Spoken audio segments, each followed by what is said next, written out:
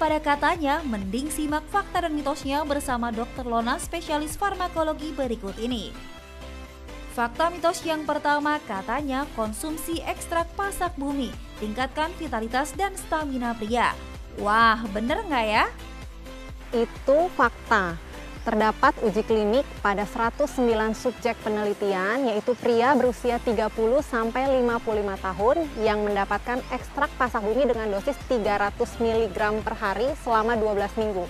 Dan memperlihatkan hasil berupa peningkatan kualitas sperma, peningkatan aktivitas pergerakan atau motilitas sperma, peningkatan volume air mani, dan peningkatan International Index Erectile Function.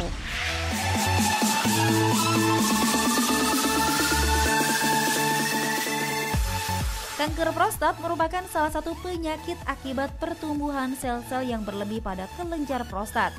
Menurut WHO, penyakit ini berada di urutan kedua dalam daftar penyakit yang sering diderita oleh pria. Di Indonesia sendiri, kanker prostat menempati urutan kelima sebagai penyakit yang banyak diderita dengan jumlah 971 orang.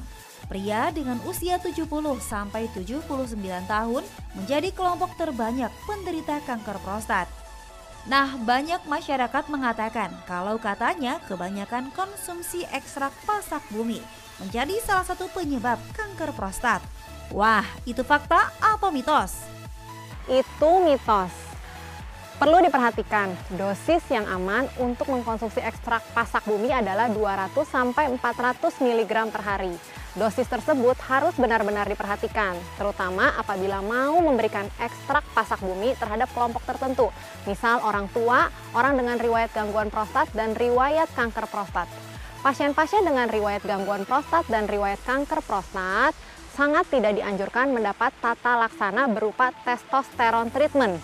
Dan ekstrak pasak bumi dapat meningkatkan level atau kadar serum testosteron, sehingga perlu diwaspadai apabila ingin memberikan ekstrak pasak bumi maupun olahan produknya terhadap mereka dengan riwayat gangguan prostat.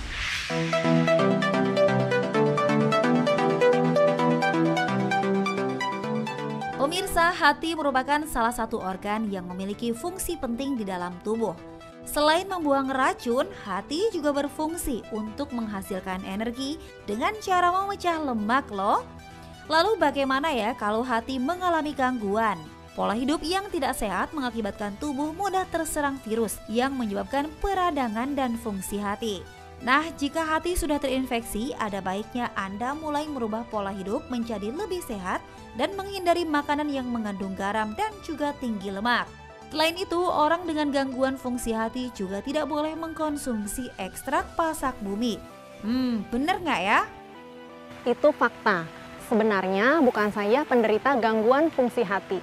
Penderita gangguan fungsi organ lain seperti ginjal, paru-paru, jantung, riwayat kanker terutama kanker payudara, kanker prostat, tidak dianjurkan mengkonsumsi ekstrak pasak bumi apalagi tanpa berkonsultasi dahulu dengan dokter dan tenaga medis. Mengapa demikian? Karena dikhawatirkan akan memperburuk keadaan atau kondisi kesehatan pasien tersebut. Dan belum diketahui secara pasti keamanan serta efektivitas penggunaan ekstrak pasak bumi untuk kelompok tertentu seperti pasien-pasien dengan riwayat gangguan organ dan riwayat kanker. Selain rutin berolahraga, katanya rajin minum ekstrak pasak bumi dipercaya dapat membentuk otot. Wah, itu fakta atau mitos? Itu mitos. Memang sudah terdapat penelitian yang menyatakan bahwa terdapat peningkatan kekuatan otot pada subjek penelitian yang mendapatkan ekstrak pasak bumi dengan dosis 400 mg selama 5 minggu. Namun tidak cukup apabila seseorang ingin membentuk otot dan hanya mengkonsumsi ekstrak pasak bumi. Perlu melakukan beberapa hal, terutama pola hidup yang sehat, seperti mendapatkan asupan nutrisi yang baik, istirahat yang cukup, dan tidak lupa memberikan latihan atau beban kepada otot.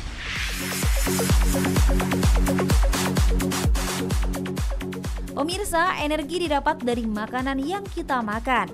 Karbohidrat menjadi sumber utama energi yang diperlukan oleh tubuh.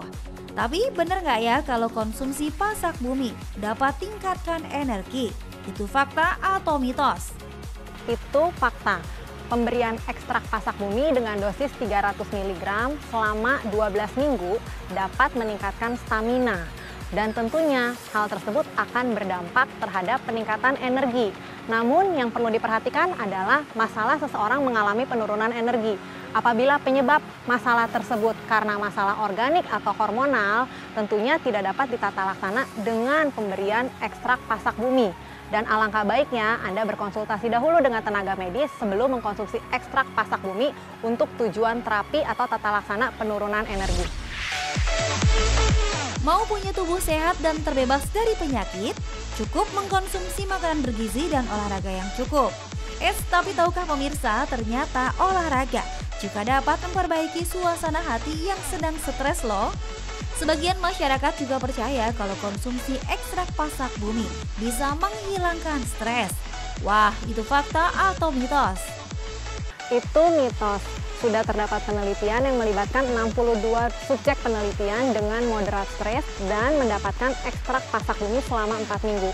Dan hasilnya adalah terdapat perbaikan profil hormon stres dan mood state parameter.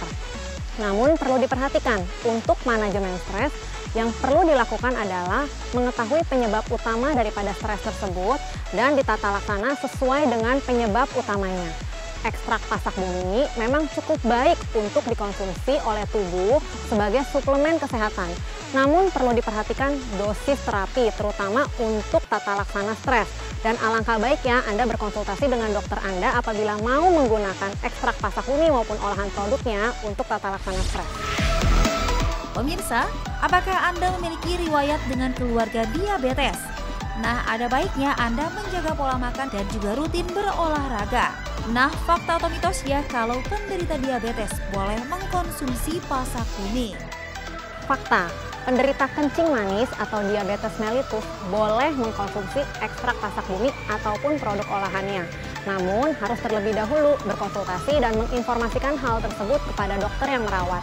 Terdapat uji pada hewan coba yang membuktikan bahwa pemberian ekstrak pasak bumi dapat meningkatkan pemakaian glukosa oleh sel dan menurunkan akumulasi lemak.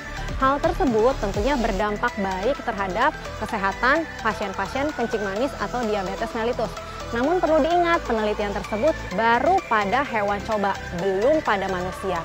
Dan untuk pasien kencing manis atau diabetes mellitus dengan gangguan fungsi organ seperti gangguan fungsi organ liver, jantung, ginjal, riwayat kanker prostat dan kanker payudara, tentunya tidak dianjurkan mengkonsumsi ekstrak pasak bumi maupun produk olahannya tanpa terlebih dahulu berdiskusi atau berkonsultasi dengan dokter yang merawat. Pemirsa, sudah jelaskan sekarang mana yang fakta dan juga mana yang mitos dari tanaman pasak bumi?